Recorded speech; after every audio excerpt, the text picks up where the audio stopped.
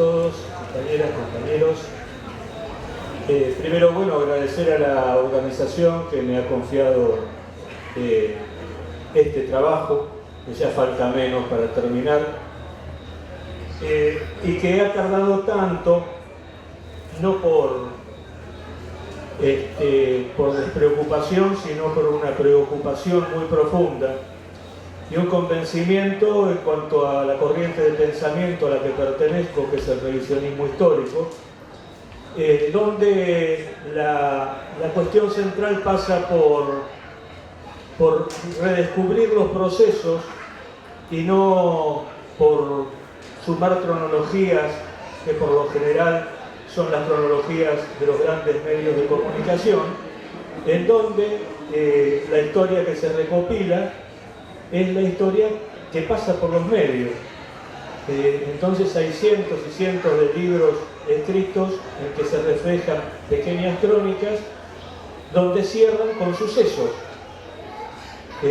Entonces, cuando se prioriza el suceso histórico al proceso, se obvian circunstancias, se obvian protagonistas, y por lo tanto esa será una historia no completa. Entonces acá tardamos unos cuantos años, pero logramos redescubrir en esos procesos actores sociales y poder interpretar entre esos la participación de esos actores sociales como protagonistas de la clase trabajadora, por qué determinados sucesos resultaron como tales. Quiero decir con esto, por ejemplo, que ninguno de los cientos de libros de historia del movimiento obrero que se han escrito en la Argentina, salvo uno escrito por Daniel James, que no casualmente es británico y fue enviado por el Imperio Británico a hacer su tesis a la Argentina, traía dos nombres en un papelito para poder investigar qué había pasado en la Argentina en la época de Frondizi, que no se había terminado con el peronismo. O sea que el pueblo seguía siendo peronista. Entonces en esos dos papelitos que traía, en ese papelito con dos nombres que traía, decía Alberto Belloni, porque él había leído un libro en 1959, escrito por Alberto Belloni, nada más ni nada menos que el obrero ilustrado de Ate, que se llamaba Del anarquismo al peronismo, agotado y reeditado sin permiso de su viuda hace poco tiempo atrás por una editorial que obviamente no ha sido invitada a esta Feria del Libro. El otro nombre era Andrés Framini. Entonces él vino, aquel dirigente textil de la resistencia peronista. Entonces él vino, se relacionó con ellos dos, pudo hacer a lo largo de 6-7 años de estar en Argentina, pagado obviamente su investigación por el imperio, casa, comida, departamento, etc. Pudo hacer su tesis doctoral, y es un libro, Peronismo e Integración, un libro muy conocido, reeditado muchísimas veces en Argentina y últimamente por Editorial Planeta.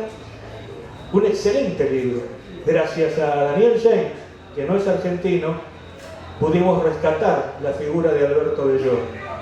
Alberto Belloni pertenece a la misma corriente de pensamiento que yo y que los que me antecedieron, y aportaba, lo dice Alberto, lo dice también Quagliaro en su libro de memoria, que Alberto era un estudioso de la misma generación que él en los talleres de aprendices de Rosario. Ahí es donde se formó y desde ahí es donde aportaron al movimiento obrero. Yo lo conocí a Alberto, no personalmente, pero también había leído su libro. Con él me formé en la década del 70 y lo descubrí una vez ya en el exilio, y nos escribimos hasta la época en que murió, ya hace hoy 15 años, y junto con aquel escritor británico estamos ahora escribiendo la historia del obrero ilustrado de la ATE, que se cumplen 15 años de su fallecimiento en agosto. eso de que la historia no se cuenta desde los procesos también ocultó que Ate jugó un papel protagónico sumamente importante en la década del peronismo, en la década del estado de bienestar y participación. El secretario general de ATE, en 1946, después de varios años de ser secretario general que venía del socialismo, se incorpora al peronismo y llega a ser, por el Partido Laborista, nada más ni nada menos que el vicepresidente de la Cámara de Diputados de la Nación. Nunca he escrito esto hasta que salió el tercer volumen de la historia de los trabajadores del Estado, pero no solo eso, sino que también Antonio Ferrari, secretario general de La Pampa, fue vicepresidente de la Cámara del Senado hasta el momento de caer el gobierno popular del general Perón. Pero hubo diputados, senadores, diputados provinciales, hubo gobernadores. Fue muy importante ese periodo, tan importante que el secretario general de la CGT, al momento de la caída del gobierno, Héctor Di Pietro, era el secretario general adjunto de ATE a nivel nacional. Pero pasó por alto por varias generaciones de dirigentes gremiales. Si ustedes entran en la página oficial de la CGT desde hace años, hay dos páginas. En una dice estatal, que podía ser cualquier cosa, podía ser de la salud pública, el UPCN, no dice ATE. Uno le pregunta a los dirigentes y tampoco saben que Héctor Di Pietro era de ATE. Estas situaciones, estos dirigentes fueron parte de un movimiento nacional y popular, de un estado de bienestar y participación, que estaban dispuestos a dar la vida por Perón. Hasta el último momento, el más trágico, el momento límite de la revolución peronista, hasta desde la CGT, comandada por Héctor Di Pietro, se había sacado un documento donde se decía que estaban dispuestos los trabajadores organizados a dar la vida por Perón, a entregar la vida por Perón, en caso de que los sectores de la oligarquía, aliados al imperialismo, avanzaran sobre el gobierno popular como sucedió. Sin embargo, al momento de tener que poner las barbas en remojo, no solamente no fueron los trabajadores de ATE solamente, sino la dirigencia obrera de aquel momento no movió un solo pelo, como solía decir aquel dirigente de la resistencia, Miguel Gacera. Y así cayó el gobierno. También es cierto que es para el debate, también es cierto que Perón simbolizaba el proyecto nacional y popular de la época, y en él también simbolizaba la síntesis y los límites de ese proceso.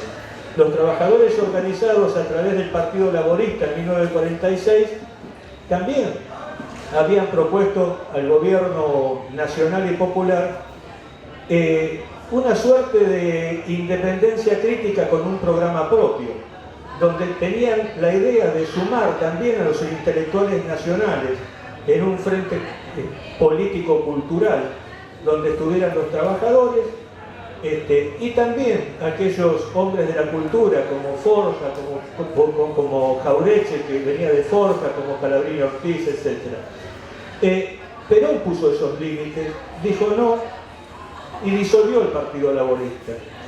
Y esos dirigentes gremiales que venían del anarquismo, del socialismo, del comunismo, del anarcosindicalismo, y que se hicieron peronistas, que no fueron los que conquistaron ningún derecho, sino que los derechos se los dio Perón, y no fueron capaces de defenderlos, porque también Perón les había impuesto los límites, como para que pudieran adelantarse ellos en la defensa del gobierno popular con autonomía, hizo que al final no hicieran absolutamente nada. Yo recuerdo que hace muchos años atrás, 1985, cuando le hice la última nota a Andrés Framini para un libro mío de Bandoro Gualdini, conjunto también con Osvaldo Calelo, Andrés Flamini decía, y Armando Cabo también, que el 17, en el golpe de septiembre del 55, fueron a la CGT y la CGT estaba cerrada. Claro, estaba cerrada la CGT. Héctor Di Pietro recién en octubre renuncia a la Confederación General del Trabajo y renuncia después de visitar a Lonardi. Y cuando van a visitar a Lonardi para ponerse al servicio de la revolución fusiladora, junto con los demás dirigentes de la CGT de entonces, los recibe un contraalmirante y el contraalmirante les dice: miren, señores, que esta revolución se hizo para que el hijo del barrendero muera barrendero. Les estaba diciendo, olvídense de lo que soñaron alguna vez, olvídense también de sus derechos. Eso repercutió en ATE porque vino una intervención militar a la CGT y esa intervención militar lo que hizo fue poner un candado en ATE. En algunos lugares consiguieron dirigentes amarillos, dirigentes del socialismo, dirigentes complacientes que se aliaron a la dictadura, también provenientes del comunismo, pero en ATE no encontraron, por 1 año y medio no encontraron a nadie, hasta que apareció uno. Y ese uno era de la seccional de Rosario. Era un hombre que decidió, siendo secretario general de Rosario, estar de acuerdo con los militares y hacerse cargo de la dirección nacional de ATE. Fue una persona que en ese momento, estamos hablando de 1956, en ese momento ya había una nueva corriente de dirigentes sindicales, que era la primera generación de peronistas reales, concretos, o sea, los NIC del peronismo, entre los que estaban nada más ni nada menos que Colorado Quadriaro, que fue el hombre que se enfrentó a Vitale, al gringo Vitale, que fue secretario general de la seccional de Rosario y pasa a ser secretario general nacional. A partir de ese momento, ATE entra en un periodo de deterioro. Tenía al final del gobierno peronista nada más ni nada menos que 138 seccionales en todo el país. Y en los mediados de los años 60 llega a tener 50. El deterioro fue terrible, la desorganización fue terrible. Pero no obstante, en ese periodo, cuando empieza el fronticismo, empieza también dentro de ATE a surgir una nueva camada de dirigentes muy jóvenes, que se habían enrolado en la resistencia peronista. Y descubro, preguntando, que precisamente por estos lados, por estos parajes de La Plata, había un grupo de compañeros que venían de distintos sectores de la administración pública, que habían decidido empezar a militar en la resistencia. Algo había que hacer con la organización, y entre ellos se encontraba Haroldo Logiurato, que termina siendo asesinado y su cuerpo aún estando desaparecido en un enfrentamiento militar en los años 1977, ya con la última dictadura, pero que estuvo acompañado de otros dirigentes, como el compañero Bobby Molina, que se encuentra acá presente, y que fueron víctimas del plan Corinto, paseados por todo el territorio nacional, por todas las cárceles más trágicas y más duras que había en aquella época, y que nunca dejaron la lucha en un ámbito o en el otro, no solo digamos la lucha y el compromiso. Cuando se terminó la etapa, porque uno va cumpliendo roles en la vida, pero siempre manteniendo la misma coherencia, la misma actitud, el mismo compromiso con la causa de los trabajadores. Fueron tiempos muy difíciles, y en ese recuperar la historia, fíjense que hasta hay anécdotas graciosas, y no tanto, según como se las mire. Quizá acá hay gente bastante joven, pero también hay otros que son más mayores. En el año 63 hubo un episodio que fue que un grupo de militantes de la resistencia peronista, siendo muy jóvenes, estando presos, pergeñaron la idea de robarse el sable corvo de San Martín del Museo Nacional.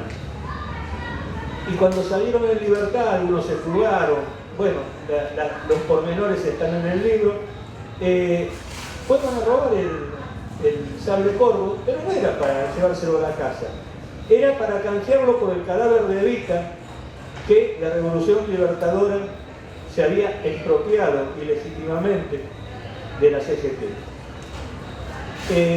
Claro, fueron, se robaron el sable corvo, pasó por ATE el sable corvo.